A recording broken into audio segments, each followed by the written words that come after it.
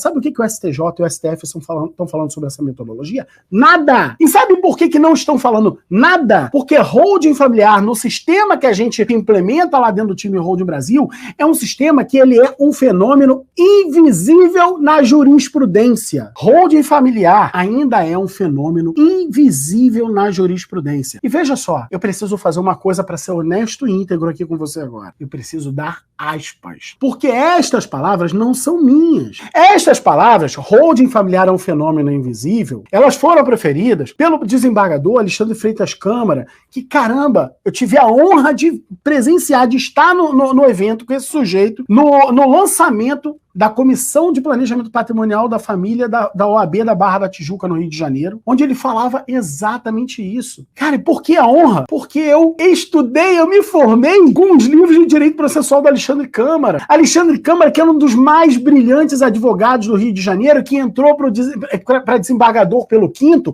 Sabe quando aquele cara que é dão na advocacia, entra pelo quinto constitucional, que todo mundo entra aplaudindo, todo mundo fala assim, pô, cara, agora a OAB acertou em cheio. Foi assim. E esse cara, bicho, olha só, aliás, vamos fazer o seguinte, não confia no que eu tô te dizendo. Vê você com seus próprios olhos. Bota pra eles aqui, Dani. Holding familiar é algo inovador, podemos dizer assim, mas que não surgiu semana passada. Fala-se em holding familiar no Brasil há já alguns anos. Há já algum tempo que a gente vê holdings familiares sendo constituídas. Num primeiro momento, eram as grandes fortunas, eram os detentores de patrimônios imensos que montavam suas holdings familiares. Depois isso começou a se espalhar e alcançar outras famílias que não tinham acervos patrimoniais tão gigantescos assim. Mas, na jurisprudência, a holding familiar é um fenômeno invisível. Por que eu digo isso? Eu quero lhes trazer dois dados. Se nós fizermos uma pesquisa de jurisprudência sobre holding familiar no STJ, aparecem apenas 3 acordos. E em nenhum dos 3 se está discutindo questão sucessória. Nenhum dos 3. Discutem-se questões tributárias, discute-se uma questão relacionada à celebração de um contrato entre a holding familiar e um dos integrantes da família, mas não há nenhuma questão sucessória sendo discutida. E no Tribunal de Justiça do Rio de Janeiro, neste século, portanto, de 2001 para cá, há referência à holding familiar em um único acordo. Um único acordo. Um acordo da relatoria da desembargadora Conceição Musnier, numa ação de alimentos. Não é um processo sucessório. Era uma ação de alimentos em que o réu, que era o pai do menor, dizia, eu não tenho meios de prover alimentos, eu não tenho patrimônio, eu não tenho nada. Só que a mãe do menor mostrou que ele não tinha nada porque ele tinha passado tudo para uma holding familiar integralizando o capital. E isso foi levado em conta na determinação do valor da prestação alimentícia. É o único acordo que fala em holding familiar no Rio de Janeiro neste século. Alguém dirá, bom, isso é sinal de que não tem holding familiar. E eu diria exatamente o contrário. A invisibilidade é sinal de sucesso. A invisibilidade da holding familiar nos tribunais é sinal de sucesso.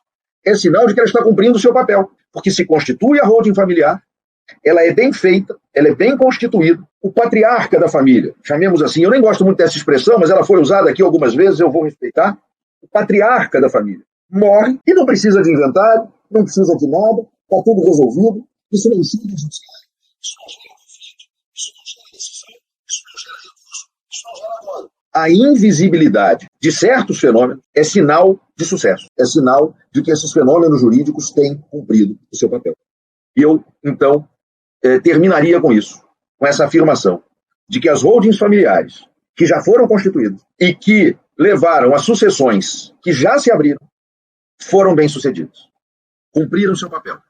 E isso deve servir como estímulo para que cada vez mais os profissionais do direito pensem seriamente em estudar esse tema e em propor às pessoas o planejamento patrimonial das suas famílias. Entenderam agora?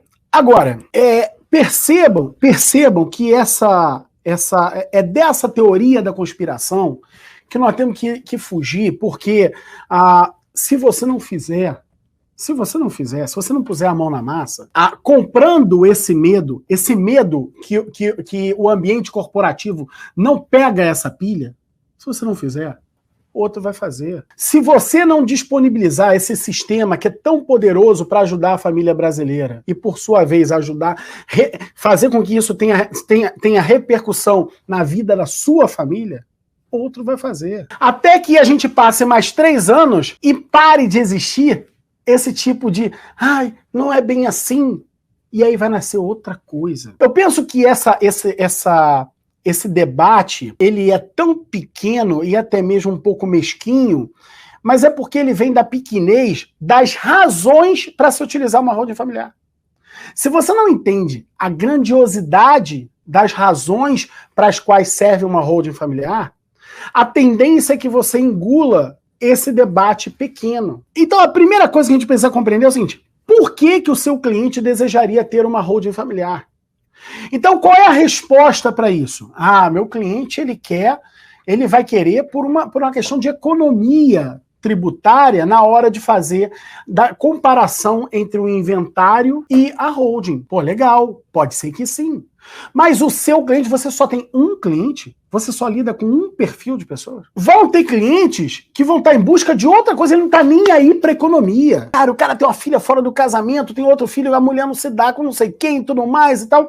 Sabe o que ele quer? Ele quer pacificação das gerações futuras. Essa é uma outra possibilidade do seu cliente buscar uma holding familiar. Ou o seu cliente não pode não ter nada disso, pode ser um cara solteiro. Tudo que ele quer na vida é a organização societária. Criar uma organização societária para a empresa dele, seja ele solteiro, casado, não importa. Ele não está interessado em construir aquilo ali por uma questão sucessória, mas empresarial, o melhor aproveitamento financeiro, econômico, tributário. Pode ser que o seu cliente não queira nada disso, que ele queira proteger o patrimônio dele de qualquer intempérie em razão dele realizar uma atividade econômica. Caraca, olha só, montei aqui um posto de gasolina, estou preocupado porque o posto de gasolina não está indo bem, eu tenho meu patrimônio lá, não sei. Pode ser que seja essa a razão dele. Nós temos clientes no nosso escritório que um exemplo muito bom disso é um médico que entrou numa cooperativa médica e essa cooperativa está indo muito mal das pernas e ele está muito preocupado com o patrimônio dele porque ele agora está na direção da cooperativa tentando salvar a cooperativa. Pode ser que o seu cliente esteja em busca de proteger o patrimônio da família em razão de determinados filhos que se casaram com pessoas de quem ele tem dúvida a respeito do comportamento patrimonial, ou em relação de regime de bens de casamento dos filhos. Pode ser que seja esse o intuito dele. Ou pode ser algo completamente moderno. Por que isso eu sei bastante? Porque hoje eu moro nos Estados Unidos. E aqui a gente não fala mais de projeto imigratório, não, a gente fala de mobilidade. No mundo globalizado, o tema não é imigração, é mobilidade. É mobilidade. É a possibilidade de você se tornar um cidadão do mundo. Algumas pessoas querem isso. Várias famílias, vários clientes teus estão botando o filho para estudar em Portugal, na Austrália, na Califórnia. Tem vários clientes assim. Ou seja, é uma geração que vai necessitar que o patrimônio dela também tenha mobilidade e vai necessitar uma estrutura de holding, inclusive internacionalizada. Ou seja, são várias as possibilidades que o sistema de holding familiar ela entrega. E olhar para a holding familiar como, holding familiar, estão dizendo que holding familiar serve para tudo. Não é bem assim. Lógico que não é bem assim, holding familiar não serve para tudo. Quem está dizendo que holding familiar serve para tudo? Agora, olhar para a holding familiar como uma solução meramente de planejamento sucessório é pequeno. É pequeno, é um olhar pequeno, é um olhar que leva a pequenez. É um olhar que leva a pequenez. Então, se você se concentrar só nisso, você está tendo um olhar pequeno de uma ferramenta poderosíssima. Uma ferramenta que é invisível frente à jurisprudência brasileira, não porque não existe, mas porque funciona e não gera conflito. É uma ferramenta apaziguadora de relações sociais.